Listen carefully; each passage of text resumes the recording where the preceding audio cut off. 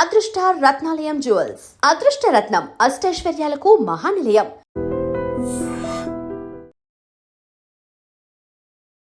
Hi నమస్తే, welcome to I dream. నేను మీ anchor Pratyusha. కర్మ గురించి ఇప్పటి వరకు అంటే పర్ఫెక్ట్ డెఫినేషన్ అనేది లేదనమాట. సో ఒక్కొక్కరు చెప్పుకుంటూ ఉంటారు. సో కర్మ గురించి తెలుసుకోవాల్సింది చాలా ఉంది, ఒక్కరోజు తెలుసుకునేది కాదు. సో కర్మ గురించి మరింత వివరంగా తెలుసుకుందాం. సో దీని గురించి క్లీన్ అండ్ క్లియర్గా ఎక్స్ప్లెయిన్ చేయడానికి ఈరోజు మనతో పాటు సూర్యకిరణ శర్మ మల్లాది గారు మనతో పాటు ఉన్నారు. ఆధ్యాత్మికవేత్త, జ్యోతిష శాస్త్రవేత్త. సో సార్తో మాట్లాడి మన విషయాలు తెలుసుకుందాం. నమస్తే గురుగారు. కర్మ అసలు చాలా వింటున్నాం. కర్మ గురించి ఒక్కొక్కరు ఒక్కొక్క విధంగా మాట్లాడతారు. అంటే కర్మ ఇప్పుడు ఒకప్పుడు మన ఏమైనా తప్పు చేస్తే మన పెద్దవాళ్ళు చేస్తే పిల్లలకు వచ్చేది అనేవాళ్ళు. కానీ ఇప్పుడు మనం రైట్ హ్యాండ్ చేస్తే మనకి లెఫ్ట్ హ్యాండ్గా చూపిస్తుంది. సో అసలు మీ దృష్టిలో కర్మ అంటే ఏంటి?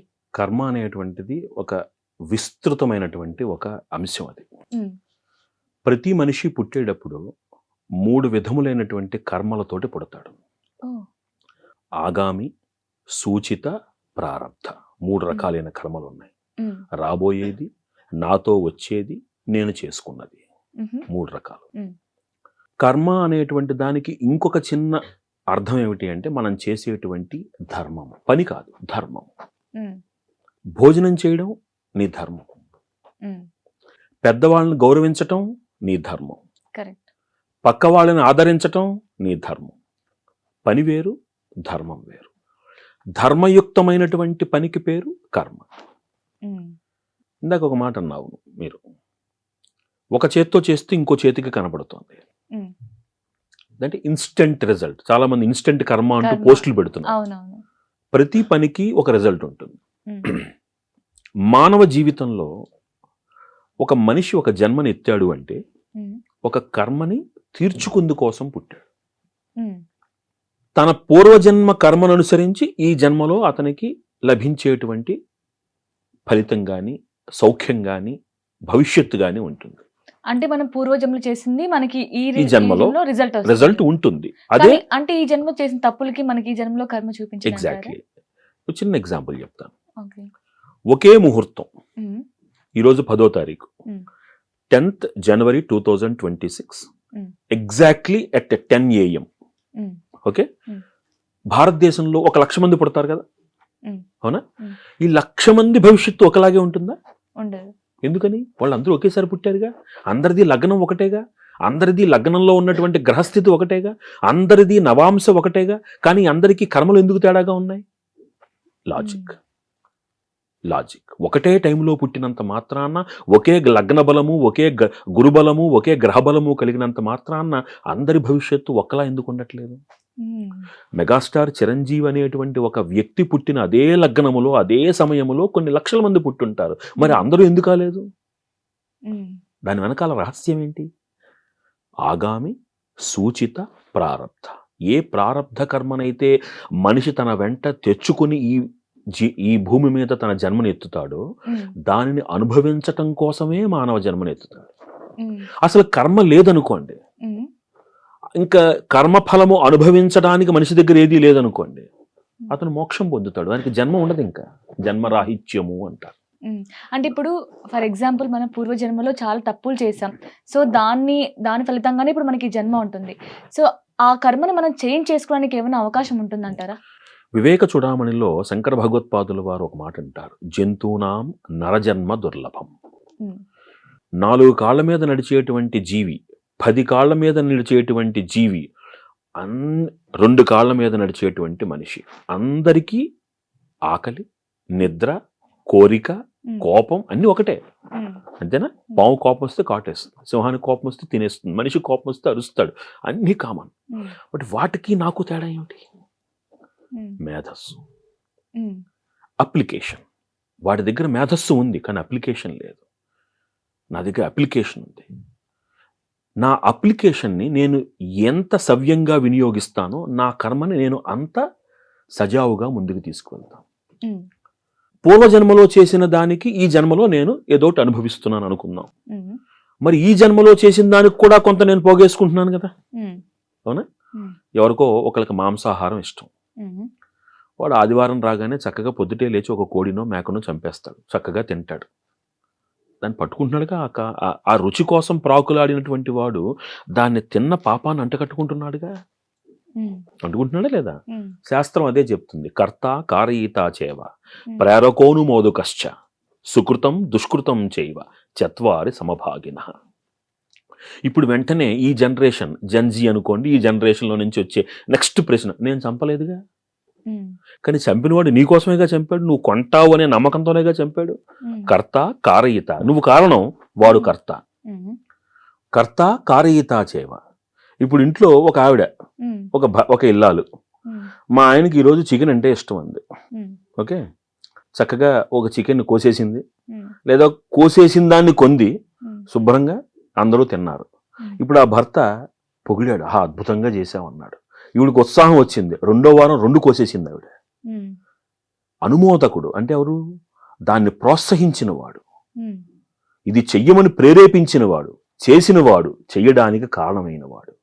అందరూ, అది మంచి పనైనా చెడ్డ పనైనా అందరికీ ఒకటే భాగము అంటుంది శాస్త్రం. అంటే ఈవెన్ తప్పులో అయినా సరే తప్పుని సమభాగ్యంగా అందరూ పంచుకుంటారు. అండ్ మంచి పని అయినా సరే నలుగురికి మంచి పని. అరే నువ్వు ఒక పూజకి వెళ్ళరా అని ఎవరో వెనకాల చెప్తారు, వాళ్ళ మాటని పట్టుకుని మీరు గుడికి వెళ్తారు. అక్కడ సముపార్జించిన పుణ్యం మీరెంత సంపాదిస్తారు, పంపించిన వ్యక్తి కూడా అంతే సంపాదిస్తారు. ఓకే, మీరు చెప్పింది బానే ఉంది. అంటే మనం మంచి పని చేస్తే మనం డైరెక్ట్ గా కారణం కాకపోయినా మనకు సంబంధించిన వాళ్ళ కారణమైనా సరే దానికి మనకు కూడా సమానమైనటువంటి భాగం వస్తుంది. కానీ ఈ మధ్య కాలంలో చూస్తే చాలా మంది, ఇప్పుడు నేను అన్ని మంచి పనులే చేస్తున్నాను, అంటే మా నాన్న మంచి పని చేయకపోయినా నేను అందరికీ హెల్ప్ చేయడం కావచ్చు, నాకున్న దాంట్లో అందరికీ పంచి నేను హ్యాపీగా ఉంటున్నా. బట్ నాకు మాత్రం అన్ని కష్టాలే అనుకునే వాళ్ళు చాలా మంది ఉన్నారు. మరి వారెందుకు కర్మ ఫలించట్లేదు? ఇందాక మనం ఒక ప్రశ్నకి సమాధానం పూర్తి చేస్తే దీనికి ఆన్సర్ వస్తుంది. ఓకే, ఈ జన్మలో నేను చేసుకునేటువంటి పూర్వజన్మలో ఉన్నటువంటి కర్మదోషాన్ని ఈ జన్మలో నేను దాన్ని నివృత్తి చేసుకోగలమా? ఇందాక ప్రశ్న. అవును, కరెక్ట్. ఆ నివృత్తి చేసుకునేటువంటి ఆ మార్గాలే ధర్మ మార్గాలు. ఒక పని నేను చేస్తున్నప్పుడు ఇక్కడ కొంచెం స్పర్ధ కలుగుతుంది మన ఆలోచనల్లో. నేను ఒక పని చేస్తున్నాను, ఆ పని చేయడం వల్ల నాకు పాపమా పుణ్యమా ఓటమా గెలుపా నాకు తెలియదు. అలా అని నాకు అనుకూలంగా ఉంటానే నేను ఆ పని చేస్తాను అని కూడా అనలేము. నా ధర్మము నా కర్మ నేను చేసుకుంటూ ముందుకు వెళ్ళిపోవాలి. కర్మణ్యేవాధికారస్తే మా ఫలేషు కదాచన, చేసుకుంటూ వెళ్ళిపోవాలి. ఫలితం ఏదైనా భగవంతుడికి వదిలేయాలి. ఈ నేపథ్యంలో జరిగేటువంటి ఆ కర్మయందు లభించేటువంటి పాపము లేకపోతే పుణ్యము అది ఖచ్చితంగా మనల్ని వరిస్తుంది, సందేహమే లేదు. తెలియక, ఇప్పుడు చిన్న ఎగ్జాంపుల్, నాకు తెలియకుండా నేను స్టవ్ మీద చేపెట్టానండి, అది వేడిగా ఉంది, నాకు కాలలేదు, నాకు తెలియకుండా పెట్టాను కాబట్టి కాలలేదు అని అంటామా?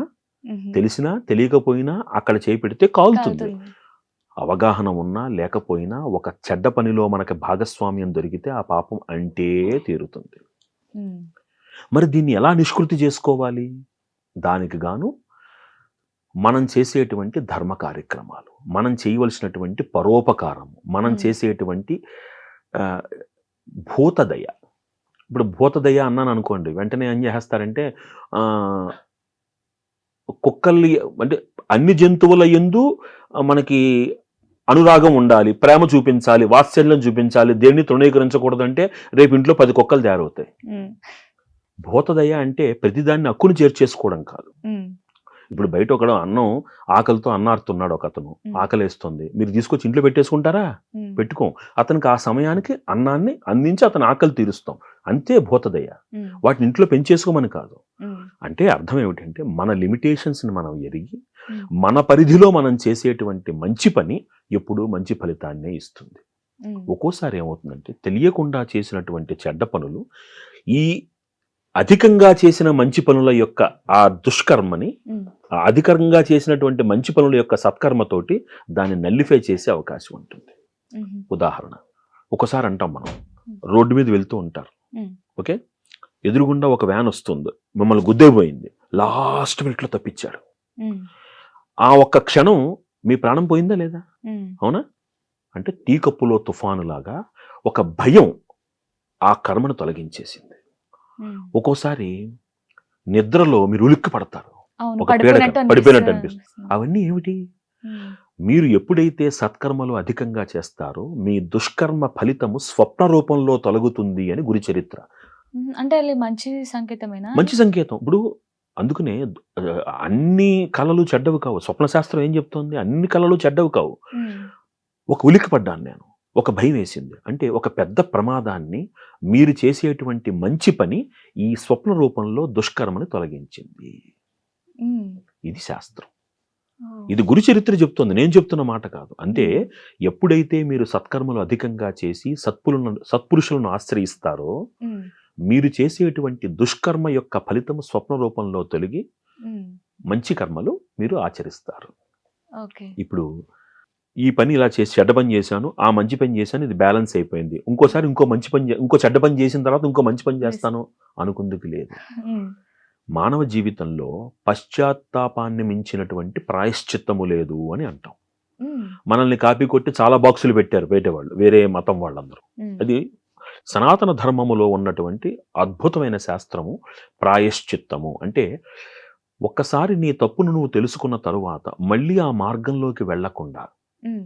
ఆ తప్పులు మళ్ళీ పునః చెయ్యకుండా మనం సన్మార్గంలో వెళ్ళడానికి మనల్ని మనం ఉద్యుక్తుల్ని చేసుకుని మనల్ని మనం మార్చుకుని ముందుకు వెళ్ళడం అనేది మనలో కలిగే మార్పు. అది ఒక ధర్మానికి పునాది కావాలి. హ్మ్. ఓ ఈ చెత్త పని చేశాను, ఈ మంచి పని చేశాను, ఇది బ్యారేజ్ అయిపోయింది, బ్యారేజ్. అకౌంట్ బ్యాలెన్స్ అని ఇంకో చెడ్డ పని చేయడానికి వెళ్ళకూడదు మనం. దాని నుంచి నేర్చుకోవాలి. నేర్చుకోవాలి. రెండోది, అన్ని కర్మలకు ఫలితం ఒకలాగే ఉంటుందని చెప్పలేము. హ్మ్. ఏమో ఇంతకు ముందు చేసినటువంటి దుష్కర్మ ఫలితం చిన్నదై ఉండొచ్చు. హ్మ్. ఈసారి నువ్వు తెలియకుండా చేసేదాని ఫలితం పెద్దదైతే హ్మ్. అసలు ఎందుకు ఆ మార్గంలో వెళ్ళడం? హ్మ్. అందుకని నిమిత్త మాత్రంగా ఉండడానికి, అధికంగా ధర్మ కార్యక్రమాలు చేయడానికి మనల్ని మనం ప్రేరేపించుకుంటూ ఉండాలి. హ్మ్. మోటివేట్ చేసుకుంటూ ఉండాలి. సెల్ఫ్ మోటివేషన్ హ్మ్. తోటి. అండ్ ఇంకొకటి ఎవరైనా మనల్ని బాధ పెడుతూ ఉంటారు. అంటే మనకి వాళ్ళు తెలుసో తెలియకుండా మనకి హాని కలిగిస్తూ ఉంటారు. సో, తిరిగి వాళ్ళ గురించి బ్యాడ్‌గా అనుకోవడం కూడా మన తప్పేనంటారా? అంతే. ఇది కర్మ విపాకం అనే గ్రంథం చదివితే హ్మ్. ఒక వ్యక్తి నన్ను బాధ పెడుతున్నాడు. హ్మ్. నాకు ఎంత ఉపయోగపడుతున్నాడు వాడు? ఆలోచించండి. ఎలా? ఎంత ఉపయోగపడుతున్నాడు వాడు? హ్మ్. ఇప్పుడు నా కర్మ ప్రకారము నాకొక అవమానం జరగాలని రాసుంది. ఓకే. లేకపోతే నాకొక చిన్న ఇబ్బంది కలగాలి అని ఉంది. హ్మ్. దానికి ఈ వ్యక్తి సహాయపడుతున్నాడుగా, నన్ను అవమానించి ఆ కర్మదోషం తొలగిస్తున్నాడుగా. అంటే అవునా? అదే కదా కర్మ. అది కర్మదోషం. హ్మ్. ఇప్పుడు ఇక్కడ 2 జరుగుతున్నాయి అక్కడ. హ్మ్. నన్ను అవమానించి అతను పొందుతున్నటువంటి ఆనందానికి అతను కర్మదోషాన్ని మూటగట్టుకుంటున్నాడు. ఓహ్! నాకు అవమానం కలగడం వలన నా కర్మదోషం తొలగిపోతుంది. హ్మ్. ఇది భగవంతుడిచ్చిన అవకాశం. హ్మ్. Think positive. ఇందులో కూడా ఇలా ఆలోచించాలా? అంటే ఇఫ్ సపోజ్ యూ రియాక్ట్, హ్మ్. నువ్వు రియాక్ట్ అయ్యిందనుకోండి. హ్మ్. అక్కడ మీరు కర్మని నమ్మేటువంటి సిద్ధాంతం లేదుగా. మీరు రియాక్ట్ అవుతున్నారు అంటే కర్మని నమ్మట్లా మీరు. హ్మ్. హ్మ్. అక్కడ మౌనంగా ఉండమని కూడా కాదు అక్కడ. ప్రతిఘటించటం వేరు, ఎదుటి వారిని నిందించటం వేరు. కరెక్ట్. సపోజ్ ఇందాక డిస్కషన్ జరిగింది. ఏదైనా ఒక డిస్కషన్ జరిగింది. అమ్మా నువ్వు ఇలా ఉంటే బాగుంటుంది. హ్మ్. అది అక్కడ ఉన్న స్థితిని ఖండించి ఇలా ఉంటే బాగుంటుందని చెప్పడం. హ్మ్. అలా ఉన్నావేంటమ్మా? నీకు ఆ మాత్రం బుద్ధి లేదా అని అడిగితే అది నిందించటం. హ్మ్. ఎంత తేడా ఉంది రెండింటికి? ఎప్పుడైతే ప్రతిఘటించి ఖండిస్తామో వారిలో మార్పుకి అవకాశం కలుగుతుంది. నిందిస్తే అహంభావం పెరుగుతుంది. పెరుగుతుంది. కరెక్ట్. ఇద్దరూ తప్పు చేస్తున్నారు. హ్మ్. దూషించటం ఇద్దరికీ తప్పే కదా. హ్మ్. అదే ప్రతిఘటించి మనం మౌనంగా ఉన్నాం అనుకోండి, మనం చెప్పాలనుకున్నది చెప్పి తప్పు కాదు నేను అని చెప్పి మనం మౌనంగా ఉన్నాం అనుకోండి, హ్మ్. అతను కర్మదోషాన్ని మూటగట్టుకుంటున్నాడు, నా హ్మ్. కర్మదోషాన్ని తొలగిస్తున్నాడు. హ్మ్.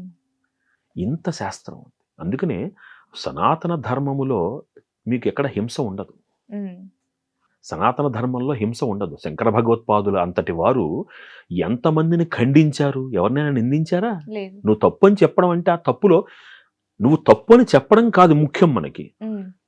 అది తప్పని చెప్తూనే ఏది కరెక్టో కూడా చెప్పాలి. చెప్పాలి. యెస్. తప్పని చెప్పడానికి 1000 మంది ఉంటారు. హ్మ్. ఏది సరి అయినదో చెప్పేందుకు ఒకడు కావాలి. హ్మ్. అది మనం చేయాల్సింది. అది కూడా ఎలా చెప్పాలో కూడా తెలిసి ఉండాలి. అందుకనే వేదం ఏమంటుంది? హ్మ్. మధు వధిష్యామి, మధు జనిష్యామి. హ్మ్. మనం ఏం చెప్పినా చక్కటి తీయని మాటలతో చెప్పచ్చు. సో, ఫైనల్‌గా ఒక మనిషి కర్మని అర్థం చేసుకొని, సో, తను సుఖంగా జీవించాలి అంటే ఎలా? నీకు నియమింపబడినటువంటి ధర్మాన్ని ఆచరించు. హ్మ్. వచ్చేటువంటి ఫలితము నీ చేతుల్లో లేదు. హ్మ్. ఇప్పుడు నువ్వు అన్నట్టు, నువ్వు అనుకున్నట్టు, లేకపోతే నువ్వు భావిస్తున్నట్టు నేనేం చేసినా కలిసి, వాళ్ళు ఏం చేసినా వాళ్ళకి కలిసి వస్తుంది, నేనేం చేసినా కలిసి రావడం లేదు అనుకునేటువంటి అపోహ, అది నీ ఆలోచన మాత్రమే. నవ్వుతున్న ప్రతి నవ్వు ఆనందంలోంచి పుట్టింది కాదు. కరెక్ట్. ప్రతి కన్నీరు బాధతోనే రావక్కర్లేదు. మనసు ఆనందంగా ఉన్నప్పుడు కూడా కన్నీరు వస్తుంది. చూస్తూ నిర్ణయం తీసుకోవద్దు. నీ ధర్మాన్ని ఆచరిస్తూ ఆ ఫలితాన్ని అనుభవించు. పక్కవాడి ఆనందంతో నీకు పనేంటి? The reason for sorrow, we have to understand one thing. What is the reason for sorrow is the expectation. నేను గుడికి వెళ్తున్నాను, కొంచెం జాగ్రత్తగా ఆలోచించండి. నేను గుడికి వెళ్తున్నాను, ఎందుకు వెళ్తున్నాను? నేను గుడికి వెళితే నాకు మంచి జరుగుతుంది అనేటువంటి ఒక భావనతో వెళుతున్నాను. మనశ్శాంతిగా ఉంటాం. గుడిలో దర్శనం చేసుకుని బయటకు వచ్చిన తర్వాత నేను ఆనందంగా ఉంటానా అనే ఆలోచనలో మనకు కూడా వస్తుంది. అప్పుడు ఇంక గుడికి వెళ్ళడం దేనికి? అండ్ మనం కోరుకున్నవి దేవుడు ఇస్తాడా? నమ్మకం, అపనమ్మకం. అక్కడ నీకు రానిదల్లా నీకు మంచి కాకపోవడం వల్లనే కాదు, ఆ క్షణానికి అది రాకపోవడం వల్ల నీ మంచి ఏమిటో నీకు తెలియదు. లలితా సహస్రనామం చదివితే ఒక అద్భుతమైనటువంటి ఒక నామం ఉంటుంది, సవ్యాపసవ్య మార్గస్థ సర్వాపద్వి నివారిణి అని. ఇది 2 అర్థాలు కలిగి ఉంటుంది. ఒకటి లౌకికంగా ఒక అర్థము, పారమార్థికంగా ఒక అర్థము. తిథినిత్య అనేటువంటి ఒక మహత్తర ఉపాసనా ప్రక్రియకి సంబంధించినటువంటి అర్థం అది నిజానికి. లౌకికంగా తీసుకున్నాం అనుకోండి, మానవ మేధ కొంతవరకు ఊహించగలదు. ఆ పరిధి దాటిన తర్వాత నేను చేస్తున్న పని నాకు మంచి ఫలితాన్ని ఇస్తుందా, చెడ్డ ఫలితాన్ని ఇస్తుందా ఎవ్వరూ చెప్పలేరు. రైట్? అలా ఉన్నప్పుడు కూడా ఆ మార్గంలో కూడా నిన్ను కాపాడేటువంటిది ఒక దైవం ఉంటుంది అని నమ్మి మనం గుడికి వెళ్ళాం అనుకోండి, ఓకే ఈ రోజు నేను అనుకున్న రాలేదా, ఏం పర్వాలేదు, నష్టం, ఇది కరెక్ట్ టైం కాదు, correct time is not the time for me. అంత మెచ్యూరిటీ ఎప్పుడైతే మనకు వచ్చిందో అసలు మనిషిలో ముందు బాధ ఉంటుందా? ఆధ్యాత్మికత మనిషికి నేర్పించే మొట్టమొదటి లక్షణం ఏమిటి? సహనం, పేషెన్స్. లేకపోతే ఏమవుతుంది, ఈరోజు అమ్మవారి గుడికి వెళ్ళాను, నేను అనుకున్న కోరిక తీరలేదు, అందుకని రేపటి నుంచి వినాయకుడి గుడికి వెళ్తాను నేను. వాడి గుళ్ళు మార్చడమే సరిపోతుంది వాడికి. లాస్ట్ కి నేను అనుకుని జరిగితే అసలు దేవుడే లేడు అనే స్థాయికి కూడా మనిషి దిగజారిపోతాడు. ఇక్కడ దేవుడు అంటే గుళ్ళో చూసే విగ్రహమా, లేకపోతే నాలో ఉన్నటువంటి చైతన్యమా? ఈ ఒక్క స్పృహ మనిషికి కలిగిందనుకోండి, దేవుణ్ణి గుళ్ళల్లో వెతకడం ఆపేసి ముందు నాలో వెతకడం ప్రారంభిస్తాను. అలా అని గుడికి ఎందుకు వెళ్ళాలి అంటే, నన్ను నేను శుద్ధి చేసుకోవాలి. నా కర్మల నుంచి నాకు పట్టినటువంటి చాలా చిన్న విషయం చెప్తాను ఇక్కడ. అంటే మనుషులలో ఈ భావన ఎంత ఇంపార్టెంట్ అనేది. రామాయణం చదివితే, రామాయణం పూర్తి చేసిన తర్వాత అందరికీ రాముడి మీద చెడ్డ అభిప్రాయం వస్తుంది. అమ్మవారిని అగ్ని ప్రవేశం చేయించారు, అంతే కదా? ఎందుకు వస్తుంది అభిప్రాయం? ఎందుకంటే ఎవరికి నచ్చిన పుస్తకాలు వాళ్ళు చదవడం మూలాన, ఎవరికి నచ్చిన అర్థం వాళ్ళు తీసుకోవడం మూలాన. అసలు రాముల వారు అమ్మవారిని అగ్ని ప్రవేశం ఎందుకు చేశారు? ఒక లాజిక్ పట్టుకుంటే, ఒక మహనీయుడు ఒక పని చేశాడంటే అందులో పరమార్థం ఉంటుంది. నేను చేసే పనికి, ఒక మహనీయుడు చేసే పనికి తేడా ఉంటుంది. నేను మామూలు మనిషిని, మహానుభావులు చేసే పనికి తేడా ఉంటుంది. ఇందాక నేను చెప్పినట్టు, మీరు ఒక పూల తోటలోకి వెళ్ళారు, అద్భుతమైన సువాసన, ఓకే, మీరు ప్రతి చెట్టు దగ్గరికి వెళ్ళక్కర్లా ఆ సువాసన కోసం. ఒక దగ్గర నుంచి ఉంటే ఆ సువాసన మీ దగ్గరకు వచ్చేస్తుంది. అటు నుంచి ఎవరో వెళుతున్నారు పక్క నుంచి, ఆహా అద్భుతమైన సువాసనలో నుంచుని ఉన్నాడు అని ఆయనంతటా ఆయనే మన దగ్గరికి వస్తాడు. రైట్? మీరు స్నానం చేసినా చెయ్యకపోయినా, శుచిగా ఉన్నా లేకపోయినా అవేం చూడరు వాళ్ళు, అంతేనా? మీరు చక్కగా స్నానం చేశారు, సెంటు కొట్టుకున్నారు, బురద పక్కన నుంచున్నారు, అటు పక్కన వెళ్ళేవాడు మిమ్మల్ని చూడడానికి కూడా దగ్గరికి రాడు. ఏ తప్పే ఉంది, మీరు స్నానం చేశారుగా, రావడానికి ఇబ్బంది ఏంటి? ఉన్న ప్రదేశం అంటే సాంగత్యము. ఆ సాంగత్యాన్ని అనుసరించి మీకు కొంత కర్మదోషం అంటుతుంది. భావన చాలా ముఖ్యం. ఆ సాంగత్య దోషం వలన కలిగినటువంటి మాలిన్యాన్ని తొలగించుకోవాలి అంటే గుడి మాత్రమే శరణ్యము. కాబట్టి మీరు ఆలయానికి వెళ్ళడం అనేటువంటిది అక్కడ మిమ్మల్ని మీరు చైతన్యపరుచుకుని భగవత్ తత్వాన్ని మీలో నింపుకొని, భగవంతుడు అంటే మళ్ళీ అదేదో హిందూయిజం అని చూడొద్దు, ప్రకృతిలో ఉన్న చైతన్యాన్ని మీలో నింపుతున్నది, అక్కడ ఉన్న స్వరూపము మీకు ఆ శక్తిని అందిస్తోంది. ఇది ఒకటి. అలాంటి భావనతో మీరు ఎప్పుడైతే గుడికి వెళ్తారో ఆటోమేటిక్గా మీలో ఉండేటువంటి చైతన్యం జాగృతం అవుతుంది. నేను ఒక కర్మ చేస్తున్నప్పుడు ఆ కర్మ యొక్క ఫలితము నన్ను ఎప్పుడు పాజిటివ్గానే కాపాడుతుంది అనేటువంటి ఆ మానసిక ధైర్యం ఉంది చూసారా, అది మనిషిని ఎప్పుడూ సన్మార్గంలో నడిపిస్తుంది. మంచి కర్మ చేస్తూ మనం ఏం ఎక్స్పెక్ట్ చేయకూడదు, ఫలితం అదే వస్తుంది. ఏ కర్మకైనా సరే వెన్ యూ, దీనికి మనకి పురాణంలో ఒక చిన్న కథ ఒకటి ఉంటుంది. ఒక బ్రాహ్మడు ఉన్నాడు. ఈ బ్రాహ్మడు మడిగానే భోజనం చేయాలి, నియమం అది. ఏమండి, మడిగా భోజనం చేయకపోతే ఏమవుతుంది? పాపం చుట్టుకుంటుంది అనుకుందాం. ఒక అడవిలో ఒక ముని అడవిలో వెళుతున్నాడు, బాగా అలసిపోయాడు, ఇంక ఏమి తినకపోతే చచ్చిపోతాడు. అలా దారిలో వెళుతూ ఉంటే కొంతమంది దొంగలు గుర్రాలకి గుగ్గిళ్ళు పెడుతున్నారు. నాకు కాసిన పెట్టండి అయ్యా అన్నాడు. తిన్నాడు. వాళ్ళు ఆశ్చర్యపోయారు, బ్రాహ్మడివి, మేము దొంగలం, ఈ గుగ్గిళ్ళు నువ్వు తింటావు ఏంటని, నాకు శరీరం నిలబడడం లేదు, దయచేసి కాసిన గుగ్గిళ్ళు పెట్టండి అన్నాడు. తిన్నాడు. తిన్న తర్వాత అరగడానికి మంచినీళ్ళు తాగాలిగా, మంచినీళ్ళు ఇచ్చాడు. నేను ముట్టుకోకూడదు అన్నాడు.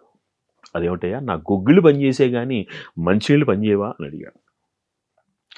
శరీరం కలుధర్మ సాధనం. ఈ శరీరం ఎందుకు ఇచ్చింది భగవంతుడు, ఎందుకు ఇచ్చాట అంటే ధర్మము చేయడం కోసం ఇచ్చాడు. ఇందాక నేను ఆ గుగ్గిళ్ళు తినకపోతే నా ప్రాణం పోయి ఉండేది. అక్కడ ఆ గుగ్గిళ్ళు తినడం నా ధర్మం, అక్కడ పాపము నేను ఆలోచించలేదు. ఎందుకని, దీని తర్వాత నేను ధర్మ సాధన చెయ్యాలంటే ముందు నా శరీరంలో ప్రాణం నిలబడాలి, అందుకని గుగ్గిళ్ళు తిన్నాను. ఇప్పుడు నాకు ఓపిక వచ్చింది కదా, ఓపిక ఉన్న తర్వాత ఇంకా అధర్మం చేయకూడదు. అంటే సమయాలను బట్టి ఆయా ప్రాంతాలని మన శక్తిని అనుసరించి మనం చేసే కర్మకి ఒక్కొక్కసారి దోషం అంటదు. ఇది తర్వాత ధర్మానికి పునాది అవుతోంది మనకి. కాబట్టి ఆ ప్రదేశాన్ని, ఆ సంస్కారాన్ని, ఆ కారణాన్ని కూడా ఆచితూచి మన మనస్సు ఎప్పుడైతే నిర్మలంగా ఒక పని చేస్తుందో ఆ సత్ఫలితం యొక్క సత్కార్యము, ఆ సత్క్రియ యొక్క సత్ఫలితము మనల్ని ఎప్పుడూ కూడా వెన్నంటి ఉండి కాపాడుతూ ఉంటుంది. ఇది కర్మ యొక్క సిద్ధాంతం. ఇంత నిశితంగా ఉంటుంది అంటే ఆలోచన కూడా కర్మకి సాధనం అవుతుంది. అసలు తెలుసుకుంటుంటే చాలా డెప్త్ గా ఉంది. కర్మ గురించి తెలుసుకోవడం చాలా కష్టం కదా. చాలా కష్టము ఒకటి. ఇంకొకటి మనకి శాస్త్రం ఒక మాట చెప్తుంది, బాహ్య వ్యభిచారము కంటే మానసిక వ్యభిచారము అత్యంత పాపకరము అని. ఒకళ్ళు ఒక దోషం చేస్తున్నారు, ఆ దోషం కనబడ్డానికి ఒక దోషం అది, కానీ ఒకడు భావనలో దోషం చేస్తున్నాడు, పైకి నవ్వుతూ కనబడుతున్నాడు, మంచిగా కనబడుతున్నాడు, వాడికంటే వీడి పాపం ఎక్కువ. ఆలోచనకి అంత ప్రాధాన్యం ఇవ్వబడింది. ఎందుకని, ఆలోచన మాత్రమే మనిషిని ముందుకు నడిపిస్తుంది. అందుకనే పెద్దవాళ్ళు ఒక అద్భుతమైన మాట చెప్తారు, మనిషి వెళ్ళిన చోటికి మనసు వెళ్ళకూడదు, మనసు వెళ్ళిన చోటికి కన్ను వెళ్ళకూడదు, మళ్ళీ కన్ను వెళ్ళిన చోటికి మనిషి వెళ్ళకూడదు. ఎంత నిశితంగా చెప్పారో చూడండి. మనిషి వెళ్ళిన చోటికి మనసు వెళ్ళకూడదు, మనసు వెళ్ళింది అనుకో అక్కడ కన్ను వెళ్ళకూడదు, కన్ను వెళ్ళిన చోటికి మళ్ళీ మనిషి వెళ్ళకూడదు. ఏమవుతుంది, మళ్ళీ రొటేషన్ అయిపోతుంది, అది ప్రతిదీ ఆకర్షణీయం అయిపోతుంది, ప్రతిదీ కావాలనిపించేస్తూ ఉంటుంది. ఆ స్థితికి మనిషి వెళ్ళగాలి. ఇప్పుడు ఆలోచనలో పాపాన్ని చుట్టుకుంటున్నాడు వాడు. కాబట్టి అలాంటి అనాలోచితమైనటువంటి కర్మలు చెయ్యకుండా దుర్లభమైనటువంటి మానవ జన్మ, పక్క వాళ్ళతో నవ్వుతూ మాట్లాడితే మనకి నష్టమయ్యేది ఏముంది? ఇంకా మంచి జరుగుతుంది కదా. ఎదుటి వాళ్ళని ఎప్పుడు అవమానించాలని భావించడం దేనికి? ఎదుటివాడికి ఎప్పుడు ఏమీ తెలియదు అనుకోవడం దేనికి? ఎదుటివాడిని, అందుకే వివేకానందుడు ఒక మాట అంటాడు, ఎదుటి వ్యక్తి నీకన్నా గొప్పవాడైతే నువ్వు జ్ఞానం నేర్చుకో, ఎదుటివాడు నీతో సరిసమానము అనుకుంటే నీకు తెలిసింది అతనికి చెప్పు, అతనికి తెలిసింది నువ్వు నేర్చుకో. ఎవరిని తక్కువగా అంచనా వేయకూడదు. Nobody can be under estimated. అర్థమైందా? అంటే ఒక వ్యక్తిని గౌరవించటం ఎంత గొప్ప మాట నిజంగా. అంటే మనకు తెలియని తెలుసుకుంటాం, మనకు తెలిసింది ఇంకొకరికి నేర్పుతాం. ప్రపంచంలో ఏ వ్యక్తి నాకు అన్నీ తెలుసు అనుకునేటువంటి వాడు పుట్టాడు. గుర్తుపెట్టుకోండి, నిన్ను నువ్వు నేర్చుకోదగినటువంటి పరిస్థితిని భగవంతుడు ఎప్పుడూ కల్పిస్తాడు. కానీ గౌరవించటం మటుకు అందరినీ గౌరవించాలి. నేను మొన్న ఏదో ఒక టీవీ ఇంటర్వ్యూలో కూడా ఒక మాట చెప్పాను. అందరూ డాక్టర్లు అయితే ఇంజనీర్లు ఎవరు ఉంటాడు? ఇప్పుడు ఒక డాక్టర్కి ఇల్లు కట్టుకోవాలి, ఎవరి దగ్గరికి వెళ్తాడు? ఇంజనీర్ దగ్గరికి వెళ్తాడు. ఒక ఇంజనీర్కి రోగం వచ్చింది, ఎవరి దగ్గరికి వెళ్తాడు? డాక్టర్ దగ్గరికి వెళ్తాడు. వీళ్ళిద్దరికి చెప్పులు దిగాయి, ఎవరి దగ్గరికి వెళ్తాడు? చెప్పులు కుట్టేవాడి దగ్గరికి వెళ్తారు. So nobody can be underestimated or undervalued. ఎవరి జ్ఞాన పరిధి వాళ్ళది. నాకే అన్నీ తెలుసు అనుకోవడం, నాకు తెలియందా అని అనుకోవడం చాలా పొరపాటు. అలాంటి భావనలో నుంచి ఎదుటి వాళ్ళతోటి మాట్లాడే తీరులో మనిషికి మార్పు వచ్చేస్తుంది. చులకనగా మాట్లాడతాం, తక్కువగా ఇవన్నీ కర్మదోషానికి హేతువులు. ఎవడో దొంగతనమో ఇంకోటో చేసి అవే కర్మదోషాలా? కాదు, మాట కూడా కర్మకి కారణమవుతుంది. అందుకని మంచిగా మాట్లాడాలి, మంచిగా స్వాగతించుకోవాలి. ముందు మనస్సుని, ఇప్పుడు నేను మీకు ఒక నమస్కారం చేయాలి, నేను మీకు ఒక నమస్కారం చెయ్యాలి అంటే ముందు నా మనస్సులో మీరు నాకన్నా గొప్పవారు అని నేను నిర్ణయం అయితేనే మనస్ఫూర్తిగా నమస్కారం చేస్తాను. లేకపోతే హాయ్ అంటాను. అంతేనా? ఈ హాయ్ అనేది నాలో అహంకారాన్ని చంపట్లా, కానీ సవినయపూర్వకంగా నేను ఎప్పుడైతే నమస్కారం చేస్తున్నానో నాలో అహంకారాన్ని చంపుకుని నమస్కారం చేస్తున్నాను. అప్పుడు నాలో భావ మాలిన్యము లేదు, అది కర్మదోషము అంటకుండా కాపాడుతుంది. భావ మాలిన్యము లేకుండా, కర్మ మాలిన్యం కాకుండా, కర్మ భ్రష్టత్వం కాకుండా ఇన్ని జాగ్రత్తలు పడితే మనిషి కర్మదోషం అంటకుండా బతుకుతాడు. ఈ కాలంలో అవి సాధ్యం కావు. అప్పుడు ఏం చేయాలి? సత్కార్యాలు చేసుకుంటూ వెళ్ళాలి, మిమ్మల్ని మీరు పవిత్రం చేసుకుంటూ వెళ్ళాలి. అందుకే ఆలయాల్ని సందర్శించాలి, పురాణాల్ని వినాలి. ఎందుకని? శ్రవణము వింటూ ఉంటే.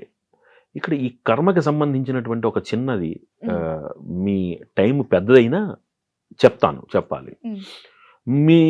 మన చిన్నతనంలో, అంటే మీ వయసు కంటే మా చిన్నతనంలో, మన పూర్వీకుల చిన్నతనంలో మనకి దృశ్య మాధ్యమాలు లేవు, అంటే విజువల్ మీడియాస్ లేవు. అనా వినేవాళ్ళు పెద్దవాళ్ళు ఎప్పుడు మంచి మాట చెప్తూ ఉండేవారు. హరికథలని, బుర్ర కథలని, లేకపోతే ఒక ఇంట్లో పెద్దవాళ్ళు పడుకోబెట్టుతూ ఒక మంచి కథలు చెప్పడం అని వాళ్ళల్లో ఒక రకమైన చైతన్యం నిండుతూ ఉండేది. ఓహో మంచి, ఇది చెడు, ఇది మంచి. ఎప్పుడైతే దృశ్య మాధ్యమాలు వచ్చాయో, విజువల్ మీడియా వచ్చిందో, the most powerful element on the earth which can influence the minds of the people is visual media. ఇప్పుడు పాతకాలం సినిమాలు చూడండి, ఒక వ్యక్తిని హత్య చేస్తున్నాడు అనుకోండి, ఆ వ్యక్తి ఇలా చేతి పైకెత్తిన తర్వాత వెంటనే సీన్ కట్ అయ్యేది, వాడి ఫోటోకి ఒక దండ పడేది. ఎక్కడైనా ఆ అగ్రెసివ్నెస్ ఆ ప్రేక్షకుడి దగ్గరికి వెళుతోందా? వెళ్ళట్లేదు. ఏమవుతుంది? అక్కడ ఆ వ్యక్తి క్రోధంతో ఉన్న వ్యక్తి నెక్స్ట్ ఇమ్మీడియట్ గా ఆ విజువల్ మీడియా అతను ఏం చేస్తోంది? సానుభూతికి దారితీస్తుంది. ఎంత జాగ్రత్తగా గమనించండి. కానీ ఇప్పుడు మన హీరోలు ఒకరినే పొడిచి ఆ రక్తపు చుప్పలు వాడి మీద పడి, అది కూడా ఒక్కొక్క బొట్టు పడి, ఇప్పుడు చూసేటువంటి వాడి మనస్సులో ఎంత క్రూరత్వం నిండుకుంటుంది, ఈ పిల్లల్లో ఎంత మానసికమైనటువంటి దౌర్బల్యం పెరుగుతుంది. ఇవన్నీ కర్మదోషానికి హేతువులవుతాయి, ఇవన్నీ కర్మ భ్రష్టత్వానికి హేతువులవుతాయి. కర్మ అంటే ఇంత జాగ్రత్తగా ఆలోచించాలి, ఇంత జాగ్రత్తగా మనం దానిని అనుసరించాలి, ఇంత జాగ్రత్తగా మనం మన తర్వాత తరాలకు అందించాలి. ఇట్స్ నాట్ అదేదో it's not a subject, it's a practice. అంటే ఒక రోజు విని ఇలా ఒక వీడియో చూస్తే అర్థమయ్యేది కాదు నాకు. ఎందుకు సనాతన ధర్మాన్ని జీవన శైలి ఒక నాగరికత అంటారు అంటే ఎందుకే? చాలా చక్కగా చెప్పారు. It is there in the every practice of your every action. Thank you గురుగారు, చాలా చక్కగా వివరించారు. Thank you so much. శ్రీరామరక్ష. And for more videos, please subscribe to iDream. Please subscribe to iDream. Please subscribe iDream. And please subscribe to iDream. For more videos, subscribe to iDream. please like, share and subscribe to the channel. Congratulations, iDream. Subscribe to iDream. Subscribe to iDream. So subscribe to iDream Media. iDream ki iDream team andarki huge congratulations. Please subscribe iDream Media. Please subscribe to iDream. Subscribe iDream. Please subscribe to iDream. iDream అంటే నా కళల ఛానల్ను subscribe చేసుకున్న నోరు తిరుగుతలేదు, మీరైతే గంట గుర్తు కొట్టండి. For more such videos, please subscribe to iDream.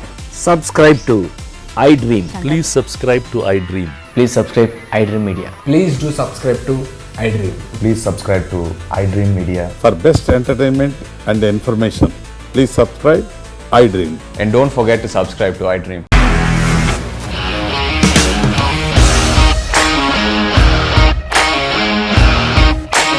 ఇండస్ట్రీలో కమిట్మెంట్ ఇష్యూస్ వస్తే నీకు కూడా వచ్చినట్టు మార్నింగ్ తీసుకెళ్ళాలంటే కొట్టి పడేస్తారు.